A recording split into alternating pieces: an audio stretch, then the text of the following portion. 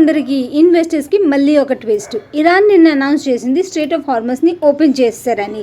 దీంతో గ్లోబల్ మార్కెట్లో ర్యాలీ కనిపించింది and crude oil 9% overall fall కనిపించింది మనకి. సో ఇది మనకి పాజిటివ్ మార్కెట్. మనం యాజ్ ఎక్స్పెక్టెడ్ మండే చాలా పాజిటివ్గా మార్కెట్ ఓపెన్ అవుతుందని. But Trump without any disturbance ఎప్పుడు ఉండరు. సో మళ్ళీ ట్రంప్ ట్వీట్ చేసేది ఏంటంటే స్ట్రెయిట్ ఆఫ్ హార్మస్ ఓపెన్ అయిపోయింది, బట్ బ్లాకేడ్ ఇరాన్ మీద కంటిన్యూ ఉంటుందని. దీంతో తెహ్రాన్ కోపం వచ్చింది. ఇరాన్ పార్లమెంట్ స్పీకర్ అనౌన్స్ చేసేది ఏంటంటే 1 అవర్లోని ట్రంప్ 7 క్లెయిమ్స్ చేశారు అండ్ ఆ 7 క్లెయిమ్స్ కూడా ఫాల్స్ అని.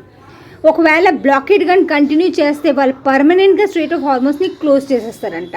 అండ్ స్ట్రెయిట్ ఆఫ్ హార్మోస్ ఇప్పుడు ఓపెన్ ఉన్న దాని పర్మిషన్ ఐఆర్జీసీ పర్మిషన్ ఉంటేనే అది షిప్ పాస్ అవుతుంది.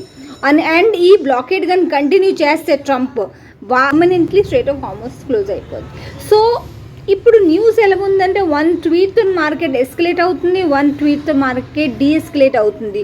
So don't be a panic seller and panic buyer. Just wait and watch till the market get stable. ఒక పర్మనెంట్ న్యూస్ వచ్చే వరకు మనం హర్రీబర్రీగా ఏ యాక్షన్ తీసుకోకుండా మార్కెట్కి వాచ్ చేద్దాం. బికాజ్ మళ్ళీ మండే మనకి ఒక వొలాటిలిటీ కనిపిస్తుంది క్రూడ్ ఆయిల్లోని. ఈ న్యూస్తోని పాజిటివ్ అయితే ఇంపాక్ట్ ఉండకపోవచ్చు మార్కెట్కి. ఓకే, మళ్ళీ మనం మంచి వీడియోతో కలదు. మండల్ దెన్ బై టేక్ కేర్.